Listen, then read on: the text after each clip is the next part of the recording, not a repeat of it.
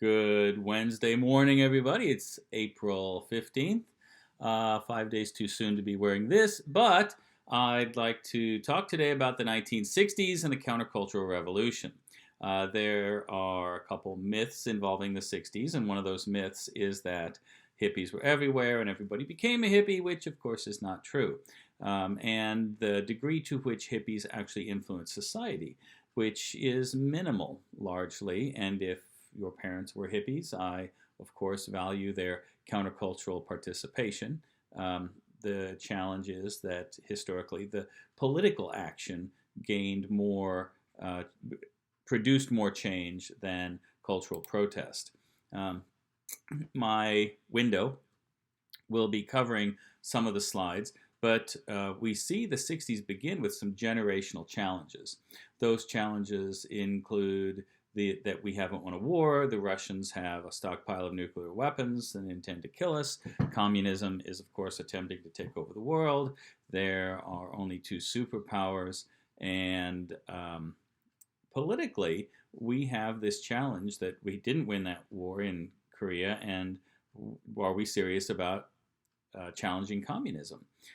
So here in America, we see a traditionalist view from some portions of Americans, God, apple pie, and white society ruling America. And on the other hand, we have just seen a civil rights movement that has insisted on a form of equality.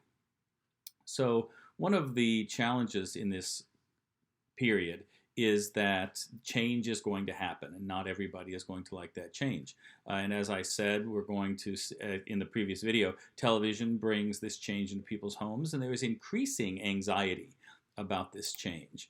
So at the top of the charts in 1960, Gunsmoke, which is a Western, is a pretty conservative show.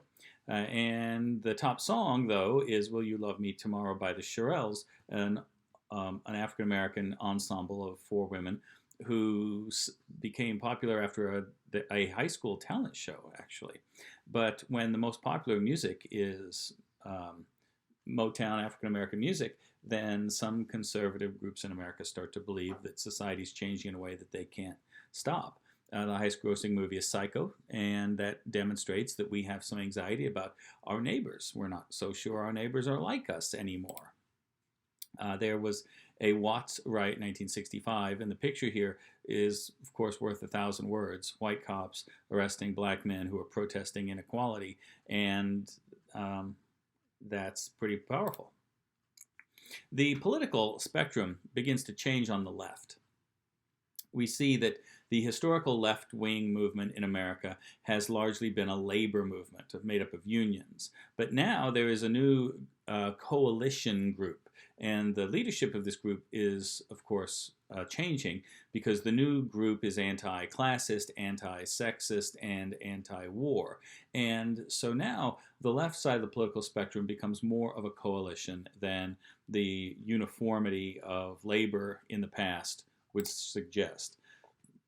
In the 1960s, the Vietnam War was underway, and it was largely, okay, for those who have some background in the Vietnam War, this will sound familiar, and if not, well, this may be new for you, a new interpretation.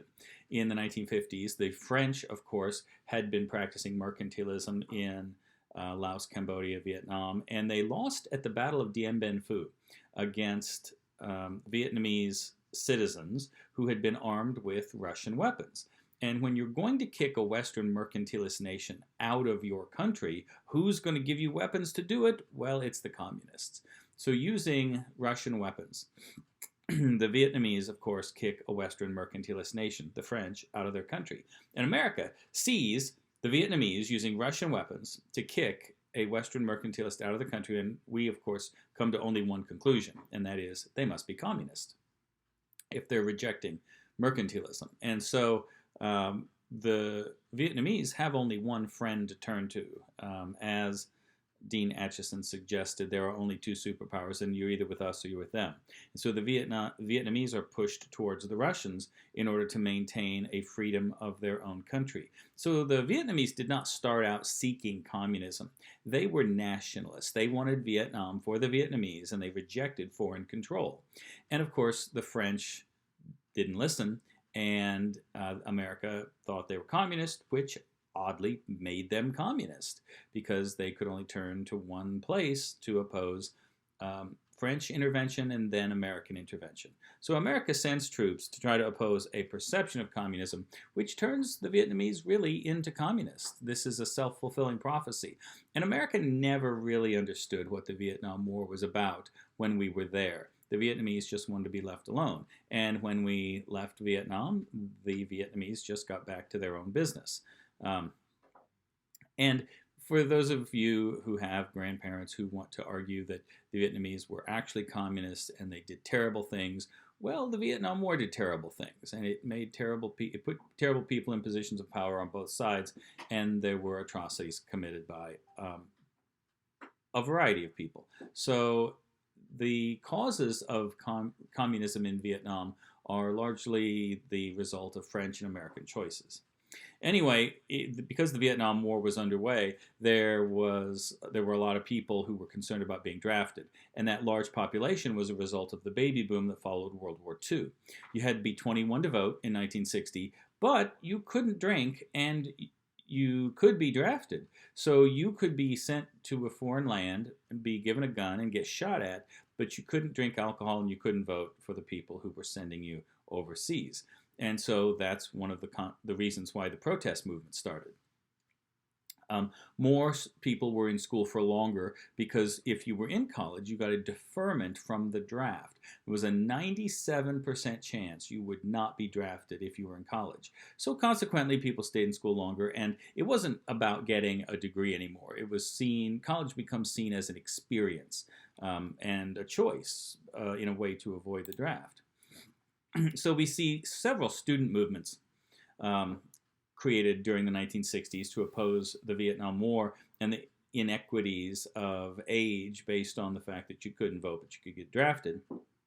And the Students for a Democratic Society were one of the most prominent. They eventually achieved a membership of 50,000 people. They protested at the Chicago Democratic National Convention in 1968, and the Chicago 7, some of the leadership of the SDS, were, of course, put on trial for a variety of charges that were real and imagined. But after that trial, the SDS was never really effective in crafting change in America.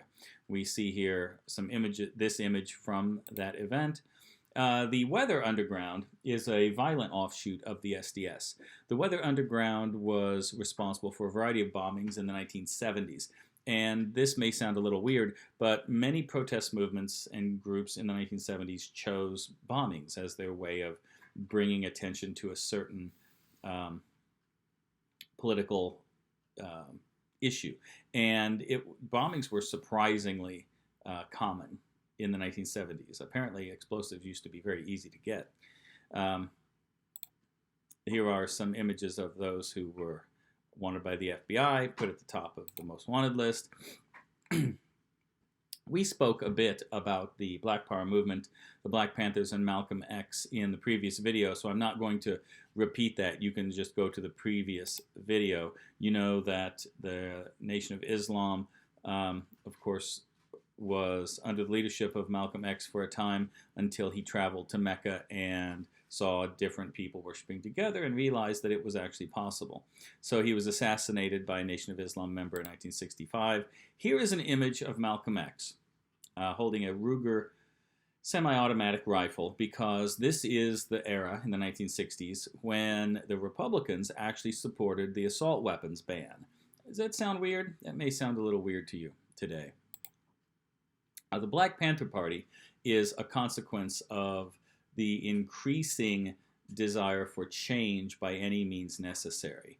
And they take their slogan, freedom by any means necessary, from Jean-Paul Sartre, who said, I was not the one to invent lies. They were created in a society divided by class, and each of us inherited lies when we were born with it.